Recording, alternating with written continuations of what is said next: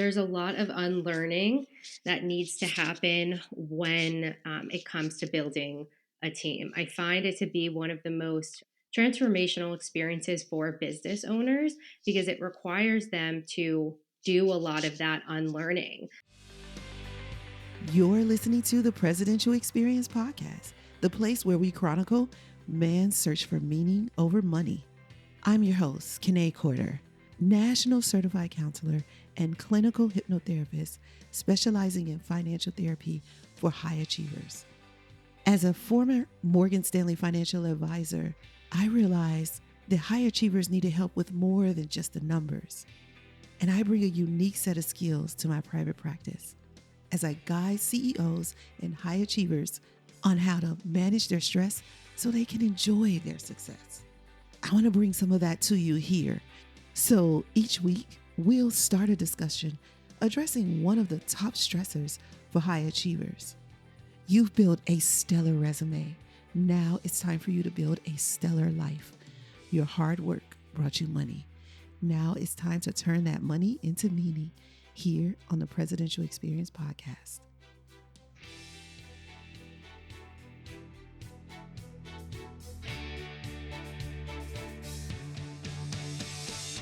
Hey, I'm so glad you guys are here. Welcome to another episode of Presidential Experience Podcast. If I sound all calm and zen, because you know how I usually am like on 10, and I so love that just rhymed. But the reason why I'm so calm and zen is because I'm hanging out with my girl, Samantha, and we're about to talk about something very conscious and calm. She owns a company called Zen Boss Academy. And Zen Boss Academy is a conscious consulting firm focused on helping purpose driven entrepreneurs scale their companies. Now, purpose driven is really important because not everybody is. And I love that Samantha's approach to consulting provides a sustainable road to success rather than the traditional hustle, hard, and grind model that inevitably leads to burnout. We've all felt it as entrepreneurs, and it doesn't have to be that way. Through her unique methodology of one on one executive coaching, intertwined with today's digital marketing and sales strategy, Samantha ensures her clients thrive both professionally and personally. And this is where the Zen comes in. Mhm. So we met on Instagram, my favorite way to meet professionals like me. But except, you know how I usually stalk people on Instagram? Well, this time I was stalked. Yay! And so it took a while for us to get together, but our persistence finally got us here. And we had another conversation. And in that conversation, we realized that Zen Boss Academy and Presidential Lifestyle needed a play date. So we actually set up 2 play dates. She's coming over here to hang out with us on the Presidential Experience Podcast today. And I'm hanging out with her in her summit as well, because we're talking about chaos to clarity. And by the time you hear this, that will have already happened. But let me just tell you, you want to find it. Like you want to go look for it because seriously, if you are in chaos right now and you need some peace in your life, the 2 of us together, it's like Thich Nhat Hanh and the Dalai Lama have a conference. Oh, I want to go. I know, right? Yes. So we are here now, thankfully. So, guys, please join me in welcoming my guest today, Samantha Bove. Hey, Samantha. Hi, Kanae. I am so grateful to be here. I'm so grateful that you're here. Like your persistence and like your let's see. It was just like so humble and calm in the way that you're like, hey, let's do this. And I'm like, yes, you're right. And then I'd come back and then you come back. And so we finally got it done. And I just like that we stuck in there and it was no like, who does this woman think she is? And who does this woman think she is that she could just reach out to me, right? Or who does this woman think she is that she could just, take 2 weeks to come back? I'm patient, definitely for people who I find inspiring. Oh, thank you. So I am so excited for us to talk. So let's get right into it and start with our favorite question. What is your idea of prosperity? All right. So, can I warn you, you might make fun of me because I'm a little bit of a nerd. But when I first heard you ask this question on your podcast, I immediately thought of a tool that I use in my life. And it's an adaptation from Jesse Itzler. He's an entrepreneur. Hmm. And I want everybody to take out a notebook, right? Take out a piece of paper if you're driving, pause, think about it, maybe pull over if you need some clarity in your life. You need to figure out how the heck do I define my own version of prosperity? Because, Kane, I don't know about you, but prosperity to me is fulfillment. Prosperity Mm. is happiness. Prosperity is abundance, it's overflow. And so it's a huge question for people. Like, how do Hmm. I find my own happiness? And I'm all about the tools. I'm a little bit of a nerd. So take out a piece of paper and write the different buckets in your life that are important to you. And this is what I do. So my buckets look like health, relationships, contribution, and finances. And the beautiful thing is that when one bucket is overflowing, you get to fill up the other bucket. So if my finances are overflowing, I get to contribute more, right? So Hmm. these are really the rules that I live my life by is how am I filling up these buckets so that I can actually prosper and allow other people to prosper. And so a step further than this is, of course, go into those buckets and think health. What does that mean? So my mental health, my mindset, my physical health, how am I moving, my spiritual health, relationships. How much time am I spending with people that light me up? How much time am I spending around people that inspire me? Contribution. How much am I giving back? Contribution, especially during this time. I don't know when the podcast is airing, but with there's the current climate, people are feeling very chaotic, lots of overwhelm, lots of anxiety. Contribution is the antidote to that. So how are you giving back? That's a major bucket. And then finances. How secure do you feel, right? So, like, what are you doing? How are you planning for your future? How are you planning for your finances so that you can give back, right? So, when I think about prosperity, I think about these buckets being full, and that makes me feel peace. That makes me feel more present when I'm in this conversation with you because my buckets are full right now, and that makes me feel like I'm living on purpose. So that's my definition is if those buckets are full, I'm feeling full and happy. Yes, that is so cool. So is this one of the tools that you'll use with your clients in Zen Boss Academy? For sure. It's definitely foundational. Okay. So tell me about how people, of course, this is a question that I use on the podcast, but I use it in my practice too. But I want us to talk about how people respond to this question in the early stages when you first ask this, because a lot of people haven't thought about it. Hmm. How do they respond? So it takes a bit of digging, right? And Mhm. usually people respond with, I'll just say some resistance, because, like the inner work stuff, our life Yeah. resume is not something that we pay attention to a lot. It's like the business resume and it's all the external things that are going on in our life and all those inner work tools and tactics that we see. Most people just don't do because at the end of the day, they're tired. So those journal Yep. prompts and meditations and hypnosis, they're not getting to them. So the beauty about having a coach is that I'm like, hey, if you're going to sign up for this program, you have to sign up for yourself and figuring out why the heck you're here and what makes you feel prosperous. So, to answer your question, it's definitely met with resistance. But once I get the ball rolling with them, then it turns into full on like nerd out, just like me. Like, I figured out this is a key that I've been missing. And this is why I'm always feeling Yep. tired because I'm not contributing enough, or, so on and so forth. Totally. That's why I asked you that because I don't get to talk about that a lot because when I ask that question, I'm not usually talking about someone who does similar work than I do. And I know that our listeners have heard that question so many times and some people still haven't thought about it for themselves even though they've heard the question Mm-hmm. so many times. Yeah. And really getting to understand that is to me the first step in getting to it.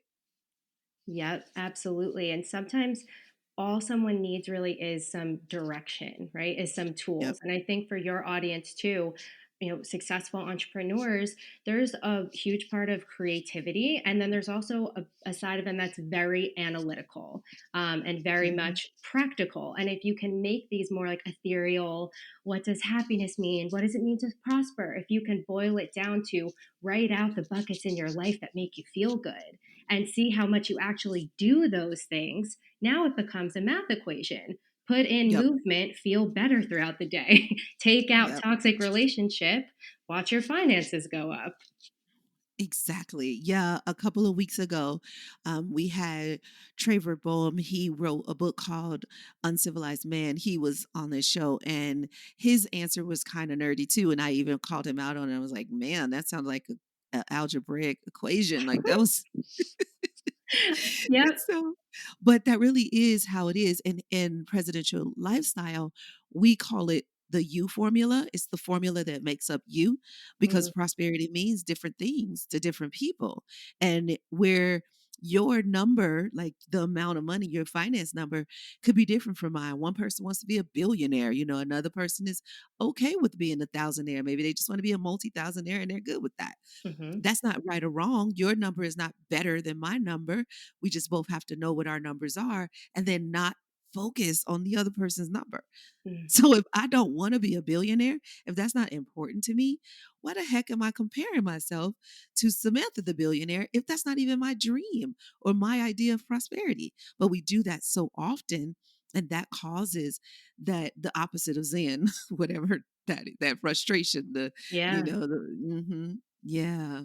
Completely. I'm absolutely with you. And I think that a step further than this too, just in the topic of entrepreneurship, is finding out other people's, your employees, your teammates, finding out what fills them up, finding out what their intrinsic motivations are and what actually makes their life full. Because if you keep pushing external rewards like, oh, if you work a little bit harder, you're going to get a raise, and that person isn't Mhm. even motivated by getting to that next salary bracket, you're wasting your time and wondering why they're not being that productive because you don't actually know what bucket is the most important to them or which one they're looking to fill.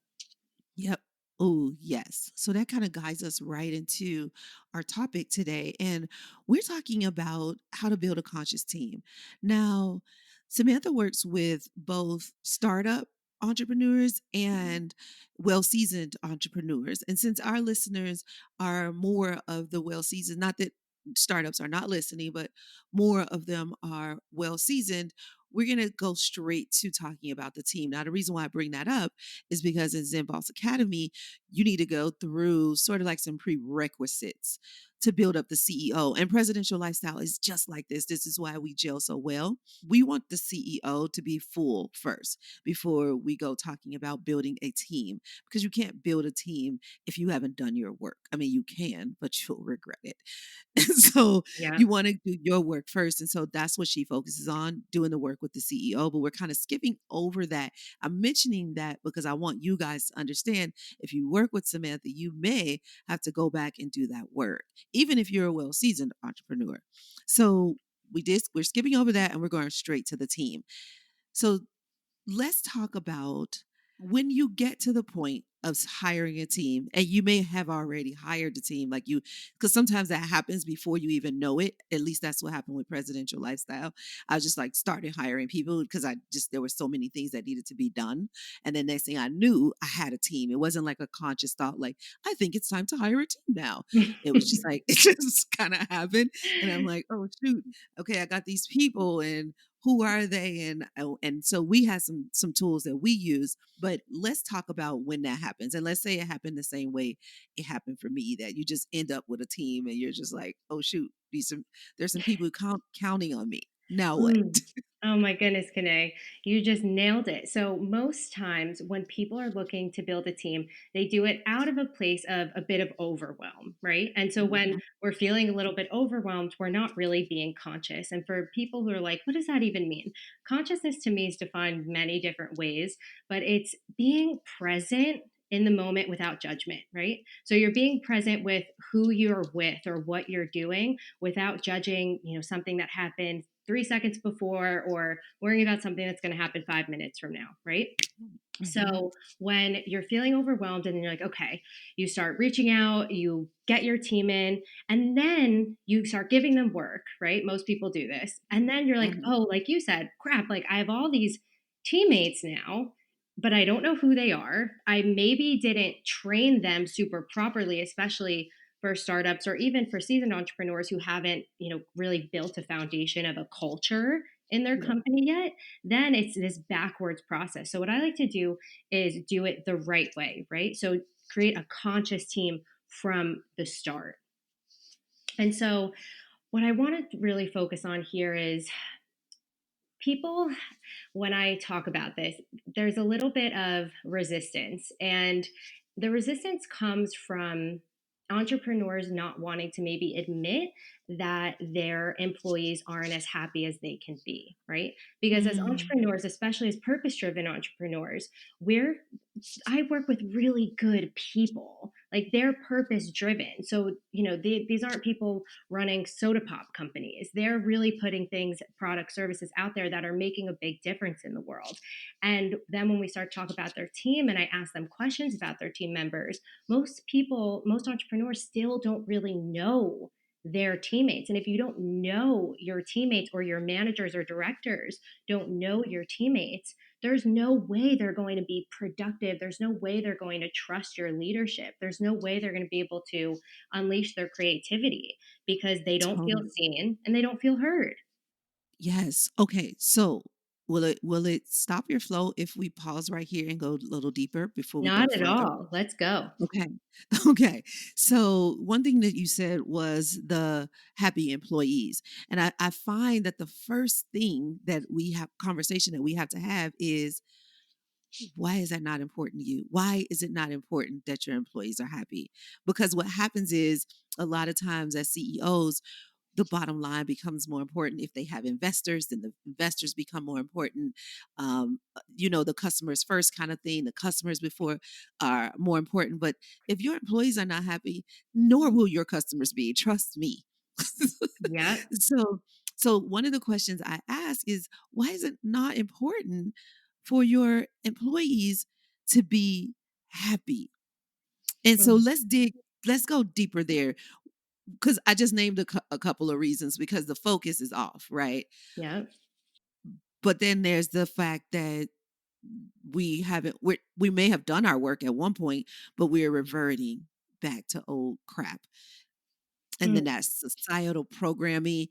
And am I missing something? What else would you say gives Yeah. us the I love that. I love bold questions, and that's a really bold question to ask someone. And to take it as like, why is it important that your employees aren't happy? It's Mhm. bold, and like you said, it's mostly because they actually want them to be, but their focus is off, right? Usually because they're operating from overwhelm, and instead of acting like a Zen boss, they're acting like a caveman. They're acting like everything is scarce, and I call that caveman brain. Like nothing is abundant. We have to work. There's all this stress out energy, right? And so, Kane, to take it even deeper than that, why is it important that your employees aren't happy? Well, where did you learn that your happiness wasn't important, right? Yes. Like, why is it important that you're not happy? Like, what's going on there, right? So that's that's really where we have to start. And this is why my company was born because I was in the startup world and I had incredible success there, really young CEO, raising venture capital. And no one asked me how I was. And at the end of that, year and a half journey, I realized there is such a need for this, emergence of strategy and spirituality because these foundational pieces of why aren't your employees happy? Why isn't it important that your employees are happy? Why isn't it important that you are happy? Mhm. Needs to be touched on in an executive setting. Yes. Yes, because you've heard me say that culture trickles down, not up. Hmm. So Yep. even if the employees came there happy, it will get taken away because the culture is to be unhappy, to be stressed out, to be in hustle mode, grind and burnout. Because if the CEO is burnout, he or she is sending that culture straight down through the pipeline, and everybody feels that way. And maybe there's a glimpse or a glimmer of happiness when we hit our numbers, or when the shareholders are happy, or whatever those glimmers are, when we get a nice note from a client. But then the rest of the time we spend in what you said, scarcity mode, and which is fear. We spend Yeah. the bulk of our time in fear that this company won't grow, it won't flourish, it won't last. When maybe it will, maybe it won't. What does that even matter? Since you already said earlier, being in the present without judgment. Why are we worried about will this company flourish when we could be worrying about this moment flourishing? Yep, exactly. Absolutely. You just hit the nail on the head. And to put into perspective, too, 85% of US employees report being unhappy with their jobs. That's a 2019 study. And now I know that your listeners are on the much more conscious side of things. They're listening to this podcast. They're wanting to learn how to bridge that gap between money and fulfillment, and they're taking steps here. But let's just say that that did apply to your audience, right? That would mean that Mhm, 85% of their employees aren't happy. I mean, this mhm. is it's heartbreaking. It is. And somebody a couple of months ago mentioned similar numbers, statistics. And what's so sad about that is they also said that what's likely happened is that the person, the 85%, they're just putting up with it, that unhappiness, because they probably came from an unhappy childhood or home. And Mhm. so they had a toxic home or childhood or upbringing. And so why wouldn't work be toxic? Because this is just life. And they've just accepted, I'm gonna be unhappy. Oh well, such is life. And then Mm, the caveman boss is like, and when I say caveman, I mean woman too. The caveman yep. woman boss is like, yes, you will be unhappy because I'm unhappy. So ain't nobody gonna be Mm, happy around here. yeah. So insert a conscious CEO, insert a Zen Yay. boss. We have the opportunity to really not only change our customers' lives, but really change our employees' life. And like Mhm. as business owners, we know that relationships with our customers, right, are the foundation of our success. And we put so much emphasis on nurturing our clients and our customers, but often we don't apply that to our team, because when we talk to our team, we hop back into caveman or cavewoman mode, right? Yep. So Yep. let's give the people some tools. So Yes. this is what I really I'm super passionate about this, because like I said, you have the opportunity to change lives. You have the opportunity to say, "Hey, here we care. Here we see you as our team members." And so I see this shift happening already, and I think some of your listeners will too. That the current climate of corporate and how businesses are run in the cubicles, and having to be so, let's say, buttoned up. That's changing, right? So there's like more open air offices. People are getting more opportunities to work from home, to travel a little bit more. So it's happening slowly, but there definitely needs to be an acceleration, and your listeners can definitely be a big part of that. And so my firm belief of why employees are not thriving is because the business leaders and the managers, they aren't connecting with the why of why their employees are there in the first place.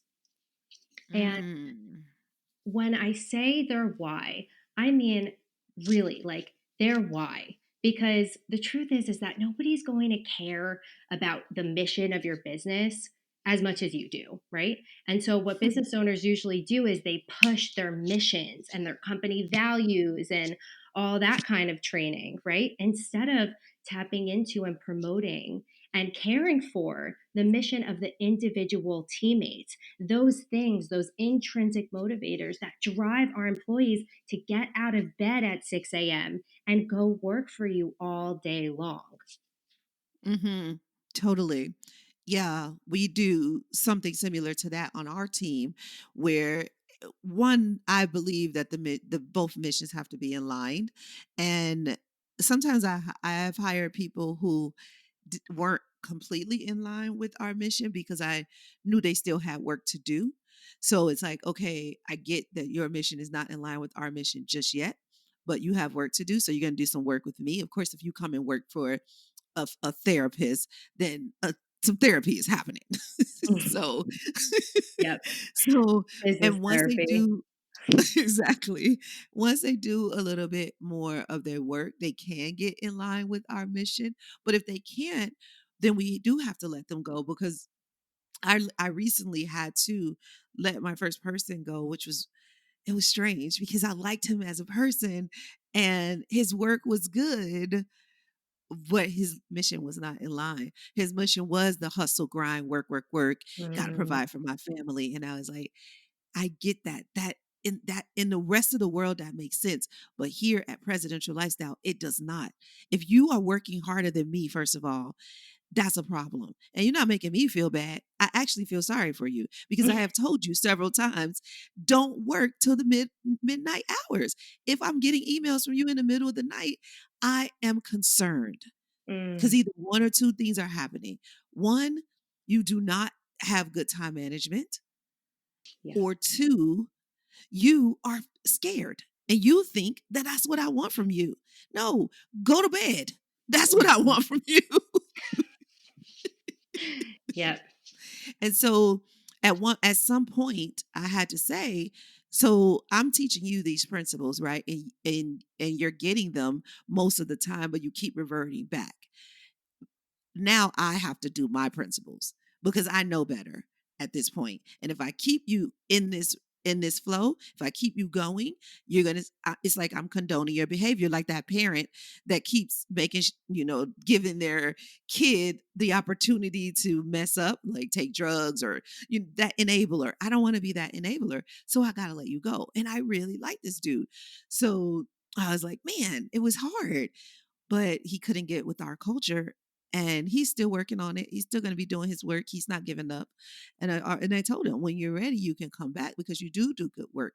But because you're in that hustle grind mode, you are not giving your best. You think you are because hustle and grind is a misconception that you're doing your best because you're doing so much, but you're not doing your best because after 55 hours, you have already burned out.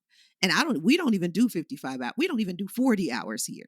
So if you're doing that, then you're against our policy even. But and so that I went off on presidential lifestyle because it was just so much of what we're going through right now. Yeah, I love that. I mean, it's such a crucial point. It's also so beautiful that you left him with that invitation to come back. And I think that's such a good example of what that conscious CEO looks like, right? What that Mhm. presidential CEO looks like is, hey, we're so invested in our employees that we're also going to encourage them to get the tools that they need once, maybe we've maxed out ours, and come back to us. That's amazing. Yeah. And it was tough because society says he's doing the right thing to overwork himself like that. But I know better. And so what I had to I let him go for a reason that most companies would have kept him on. Mm. Like, oh, we get to take advantage of him. Oh, we get to run him into the ground. Oh, we get to take him away from his family. Heck no, I'm not doing that. Yep. There's a lot of unlearning that needs to happen when it comes to building a team. I find it to be one of the most transformational experiences for business owners because it requires them to do a lot of that unlearning. I've watched, companies and a lot and also parents for, like the younger CEOs, they've watched their parents only hustle, only work hard Hmm. because times were harder. Things were not as abundant back then before the technology that we have and the internet and the freedom and flexibility that, our modern day society allows us. So Yeah.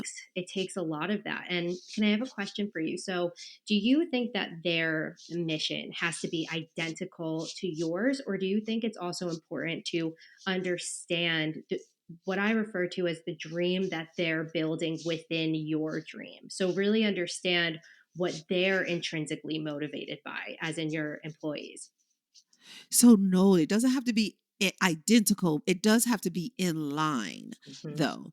And so, just like I asked your idea of prosperity to guests on the podcast and our clients, we ask that of the employees as well. And so, I want to know their numbers because that formula is made up of for us, is made up of wellness, it's made up of wealth, and it's made up of what we call wow, which is why power over willpower, because willpower is going to fail them at some point, and I'm going to have to need to give them their why power. Well, remember, your daughter wants to go to this particular college, and you said you're doing this to get her in. Or remember, your husband wants to quit his job, and that's why you took this on so he can quit his job and go and find something he loves. So I'm always bringing them back to their why.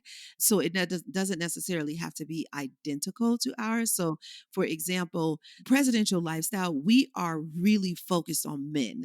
That is who we serve. Now, can women come into the presidential experience?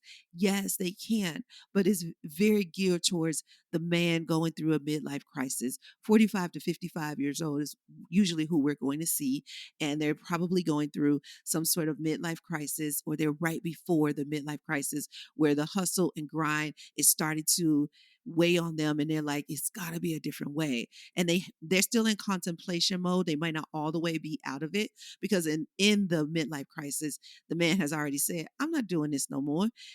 That's why he starts like going to hang out in bars again, and he buys fast cars and dates young women, because he's like, no, I want the life I had when I was 20 before I went into this hustle and grind mode, the fun life. I want that back. And so that's the guy that we work with the most. That's who we're in line with. But we have people on our team who really focus on women's empowerment.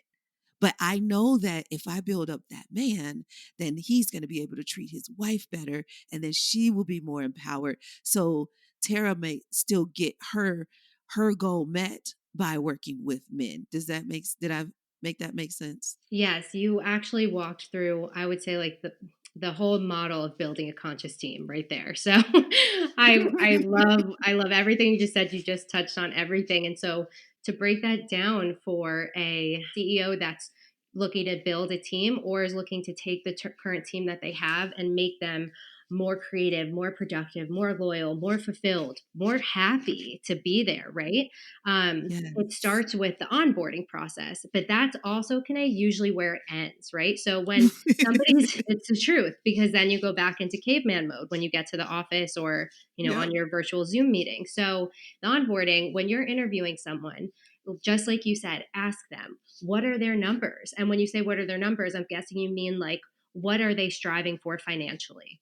Right. So Yep. that's a great Yep. question to ask to understand, like, should I be putting them in a role that they can strive and accelerate quickly, right? Because if somebody is Yep. really motivated to get to those numbers, and we'll talk about understanding also why they want to get to the numbers a little bit later. That's very important. Yes. But to just start here is, if you put them in an admin role, right, and they're pushing papers around a desk all day, they're not in their zone of genius. They need to be Yep. making cold calls because they're ready to Yeah. move up. They need a commission, they need sales, etc. Yep. And if you don't ask those questions at the start, it's most likely that you're never going to find that, because you're just going to get into routine, right? So the Yes. onboarding process, finding out where their zone of genius is, and also just giving them those prompts, like these questions that we're talking about, because a lot of people sometimes don't know. And it's up to you as the boss to also have that eye to see, what, I think that he or her is going to be great there instead of here. Let's give them that opportunity. So that's an Yeah. onboarding. And then also, putting in those questions that allow you to check the box off yes or no if they're a good fit, right? And that's of course going to be Mhm. related to your, personal mission. And something simple is like, what's the best book you've read in the last year? Like, what's your favorite TED talk?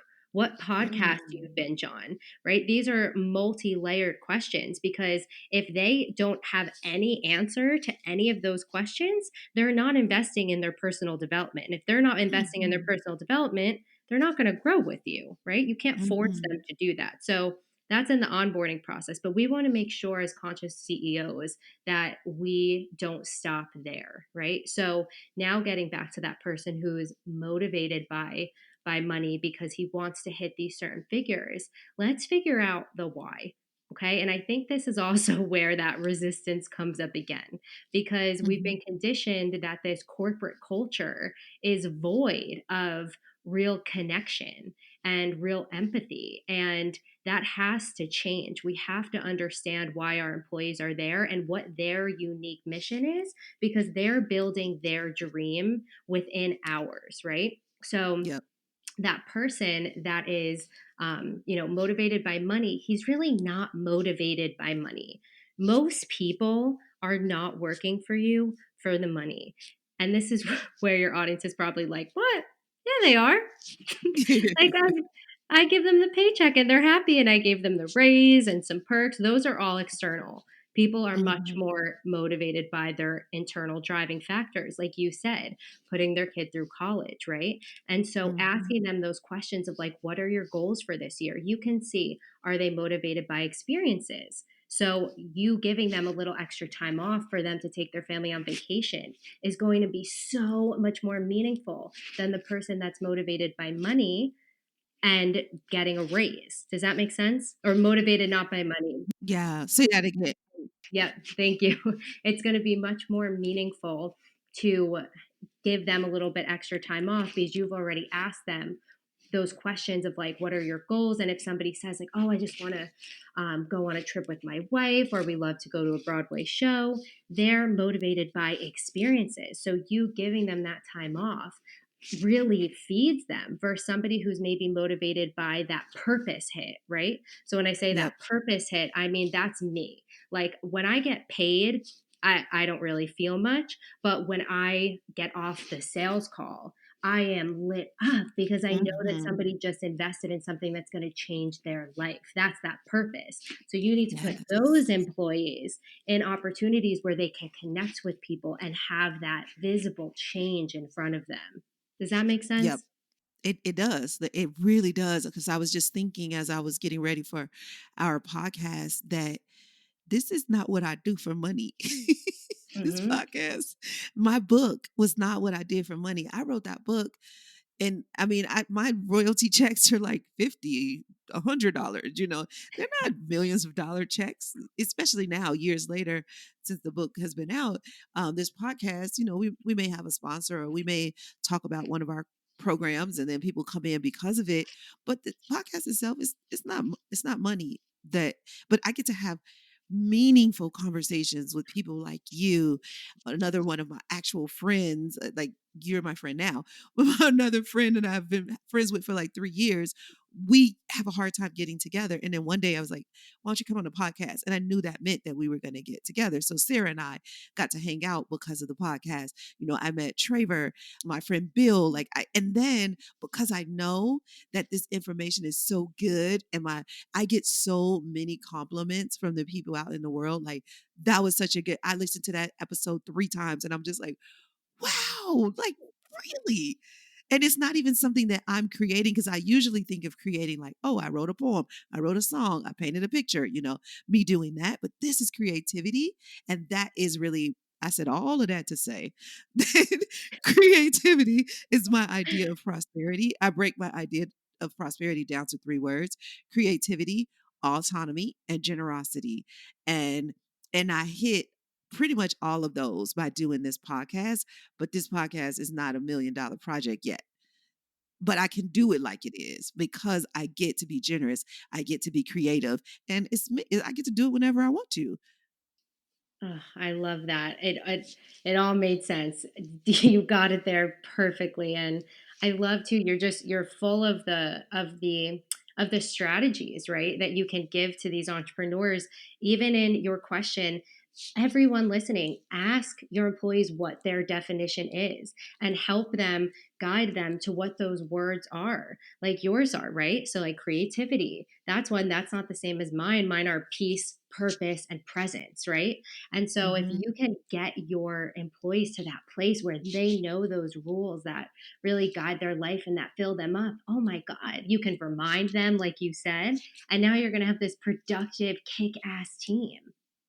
Yes. So I feel like I have 3 more questions. Of course, you know our last question we always have to ask. One of the things that we do here that I found really important, and this was in a book, but I cannot remember what book, and I forgot to say this. Let me say this before I say this. You asking what like their favorite book is or what was the last book they read or whatever those questions are like that so that you can get to know them because looking at their resume my keynote is called what's not on your resume and I couldn't care less about what's on your resume when I hire you. That's a formality. I get it. I need those things. I got to know that stuff, but that's like 10% of why I want to work with you. And the question that you asked, like, what podcasts are you binging on? What, if they're like, podcast, what's a podcast? I'm like, oh, okay. That just you're a certain person. And I know the different kinds of people. I know what podcast people are like. I know what book readers are like. Like I know Mhm. where to put you, what place to put you in. So I really loved you saying that. And I we hadn't really done that. I guess we kind of do that, but not intentional. So I'm definitely adding that in. One of the things that we do though is I need to know, and this is what I do with my friends as well as my team. Tell me about you. How do you want to be communicated with? How do you what's going to hurt your feelings? Because I'm very crass. Like you said earlier, I ask the bold questions. I'm right on it. Like I'm hitting deep. So and I'm very directive. So if that upsets you, you just need to tell me that. And one of the things we say here at Presidential Life is all a conversation. It is all a conversation. Like bring it up. I cannot change it or help if I don't know. And I do not guess. In fact, I do guess, but I'm usually wrong. Yep. Oh, we are so on the same page. So tell me about like getting to know them from that, like how they like to be communicated with and how to understand their I guess it's like their temperament or their sensitivity, that Yeah. kind of stuff. Definitely. Oh, I am so with you, Kane. We're very similar. So one of the core values at Zen Boss Academy is radical honesty. So you could imagine for someone who is coming in to work for me or work with me, and they're thinking like, oh, this is going to be very structured and corporate and etc. I mean, if they're coming to Zen Boss Academy, they're not thinking that. But say their conditioning is still there, right? And then I hit them with radical honesty. And I mean, like, radical honesty. I need you to be very honest with how you're feeling. And like you said, it's all an open conversation.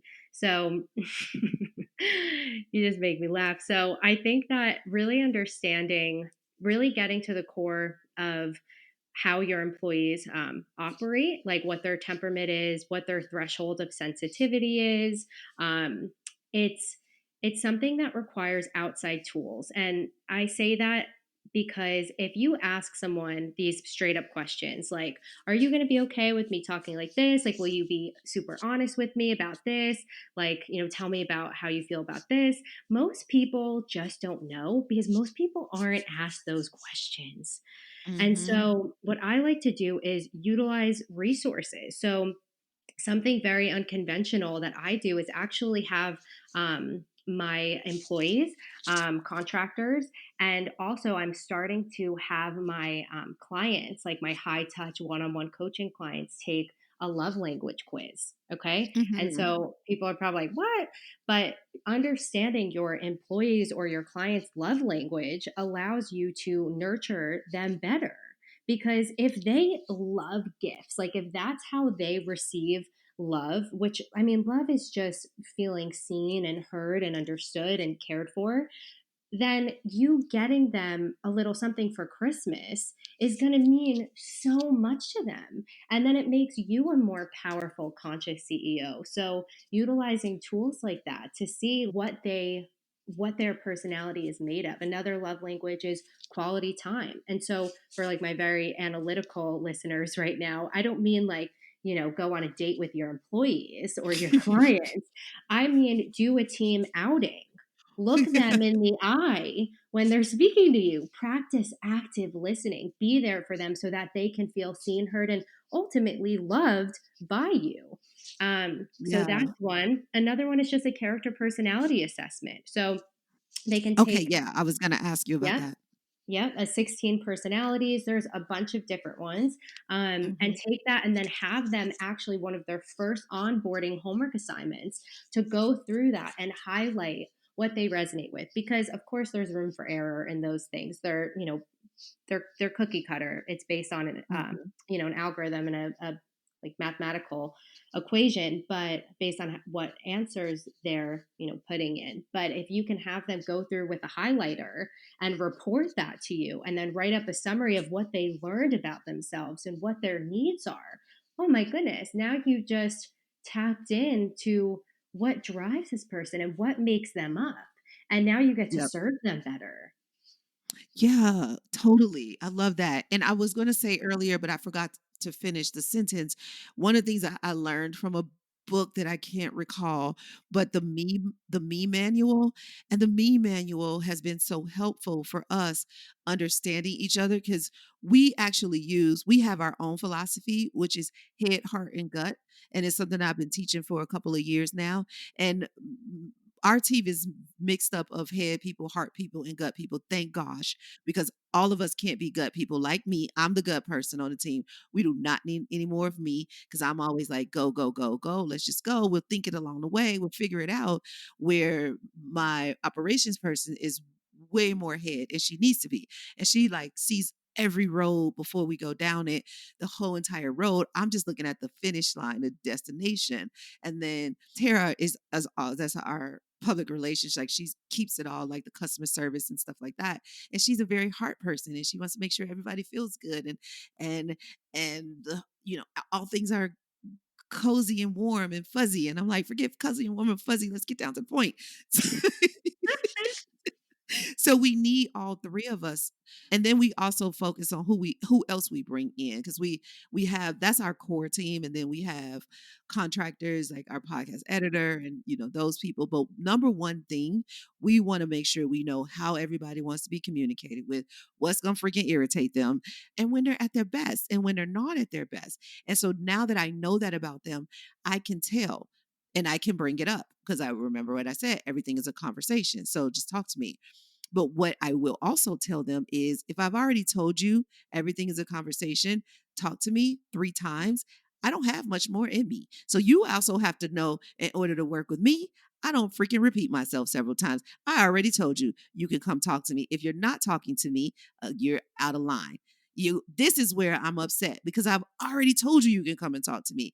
I am the easiest person to talk to.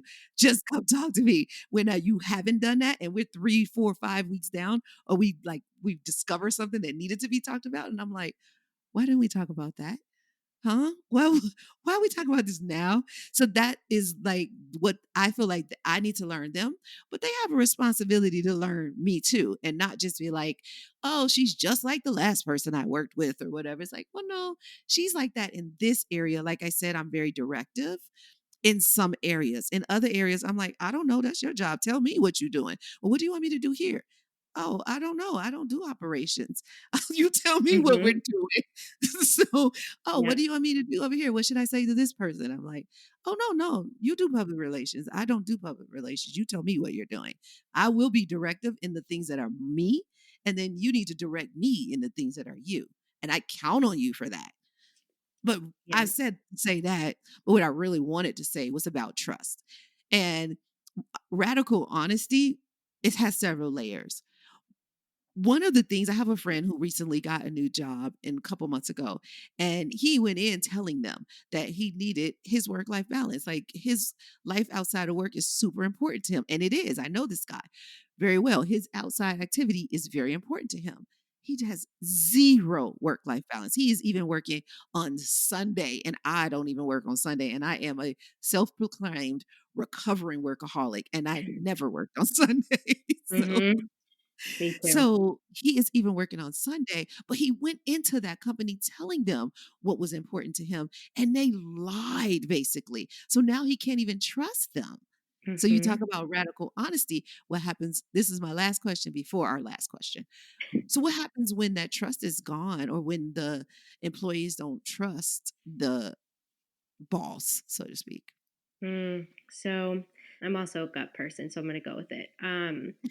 The first thing I want to say there is It kind of made me think about a relationship, and if something happens in a relationship, big or small, so Mhm. infidelity, or I said I was going to do this for you or show up for you in some way, honey, and I didn't, right?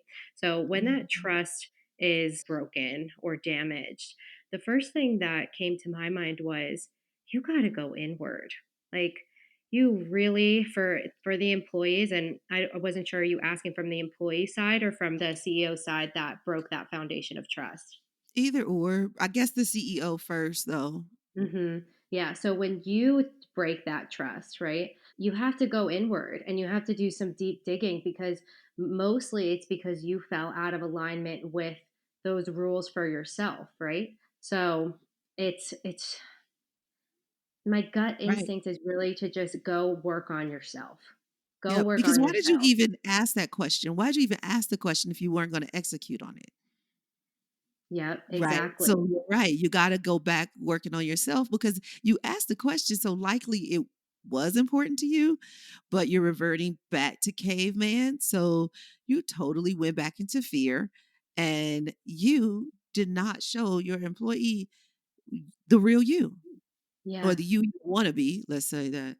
Exactly. Yeah. I mean, that version of you that's in highest alignment with your true self, right? With your soul Mhm. self. And I just think that when we make poor decisions, when we break trust, no matter what type of relationship it is because, like you said, we fell off. We fell off of our routines, from filling up those buckets that I mentioned, from living on purpose, from tapping into, like, one of your words were creativity. You fell out of you fell off track of your formula for prosperity. And when you do that, you're going to make bad decisions, and they are going to affect your employees. And then Yep. for recovery, I mean, it has to be an accelerated process and you have to own up to it, right? So, like, number one is you have to own up to it. If you weren't radically honest, or you didn't hold true to that value that you set for your employee, or the promise that you gave, you have to own up to it. And when you own up to it, that requires a big sense of vulnerability. You have to get real humble. And then you have to show them that you have a plan, and then carry Mm, that out to rebuild that trust. I have a plan. Here it is. This is my commitment to you. And I'm going to do that. We're going to meet weekly, or this or that. And you got to show them that road, which ultimately will lead you back to your highest self. right. Yes. That is so good. Well, this brings us to our last question. And you can use it in business or personal, but what is the best advice you've ever received or the advice you wish somebody would have told you?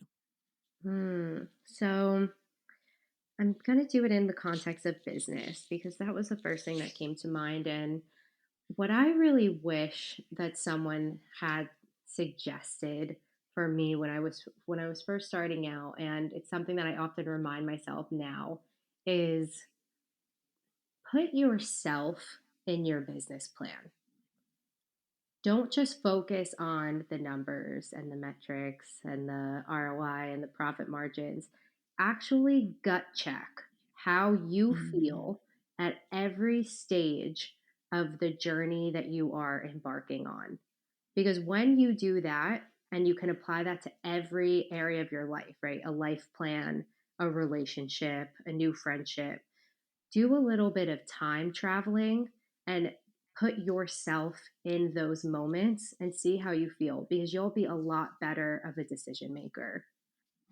Nice. Yes. And since April is stress awareness month or something like that, I think is the way it's said. I think that last you ended on a great way to manage your stress because that's what we talk about mostly here at Presidential Lifestyle. And one of those ways is, like you said, to put yourself in that business plan because when the numbers might not be adding up or lining up the way you want them to, you could look at, but am I showing up? Like, am I meeting my milestones? Because the numbers are important, but the fulfillment and the purpose, and the piece that you talked about, because the numbers don't always line up here at Presidential Lifestyle, let me tell you.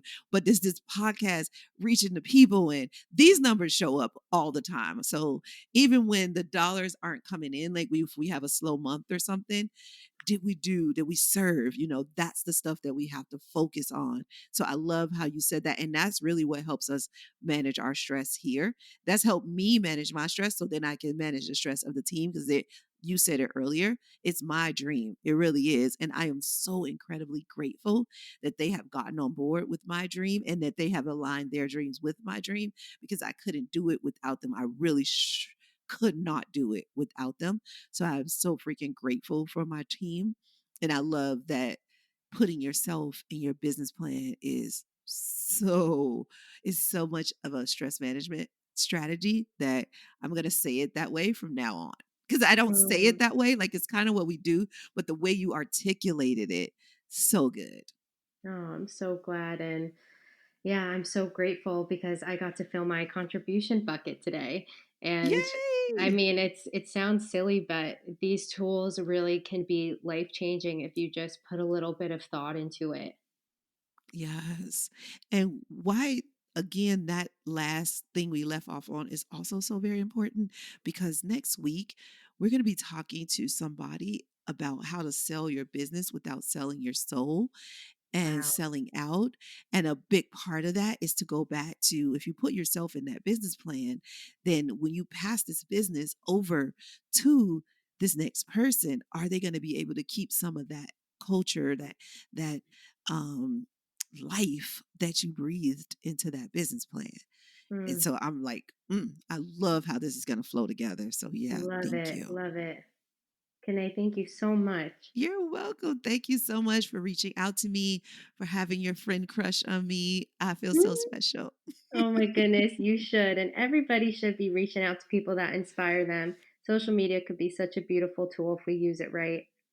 Yeah, it really can. So we have really so much more to talk about. So I'm glad we're going to get together on your summit, but I feel like we need to get together here again real soon and do something for the presidential experience people. Like maybe we can do a live together and they can come on and ask questions and I would get love real that. time. Okay. Awesome. So, guys, you heard it. We'll be back. We'll get a forum going for you, but this will be members only. So, if you're not a member, become one. Really that simple. All right. I'll see you next week. Bye. All right. Bye. So, guys, Samantha's definitely coming back. But if you want to reach out to her now, you can go to her website at Zen Boss Academy, Zen bossacademy.com, or you can find her on Instagram, Samantha.Bove. That's B like Bob, O, V like Victor, E. So on Instagram or her website, go ahead and check her out. Hey, I'm wondering, do you feel like it's time to manage your stress so you can enjoy your success? Have you gotten to the point where you'd rather be appreciated for who you are rather than what you do? Well, if finding meaning in life is a high priority for you right now, and you're interested in seeing if you're a good fit for working with me and my team over here at Presidential Lifestyle, here's what I want you to do. Head on over to presidentiallifestyle.com/private conversation to book a private conversation with me so we can determine what's stopping you from creating that meaningful life. You'll get on the phone with me for about 60 minutes to get to the bottom of what's stressing you right now. We'll also take a look at what you want to create, like how much money do you want to have? How healthy do you want to be? How much love do you want to give and receive? What will happen is we'll take a closer look at where you are right now, as well as where you want to be. And if me and my team can help you bridge the gap between those two, we'll show you the fastest way. We help CEOs and high achievers all over the world navigate through stress so they can enjoy their success and turn their money into meaning. So, to see if we can help you do that same thing, head on over to presidentiallifestyle.com/private conversation or simply click the link in the show notes.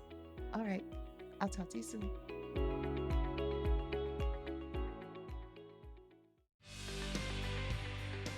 Hey guys, thanks for listening.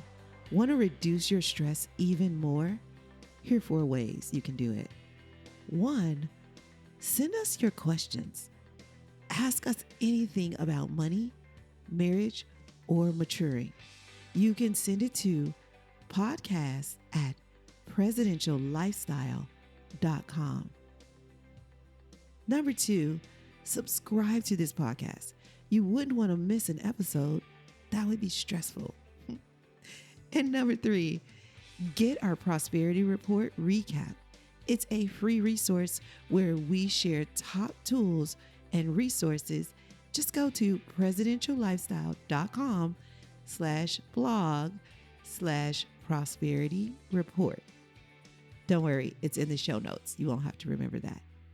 And 4, if you really want to connect with us in a deep and powerful way, join our private club. Go to joinpresidentialexperience.com to find out when our doors open again. We want you to be there so you can turn your money into meaning. And if you're enjoying this podcast, go ahead and leave us a rating and a comment, and we'll be sure to thank you. And now for the legalese. Remember, this podcast is not to replace professional counsel. The best advice comes from a professional you know.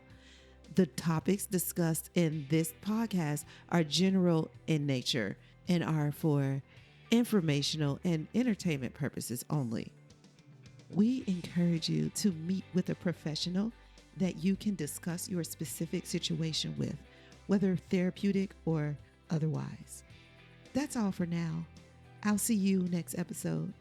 And remember, you can have wealth in all of its forms. Believe it, and you will soon see it.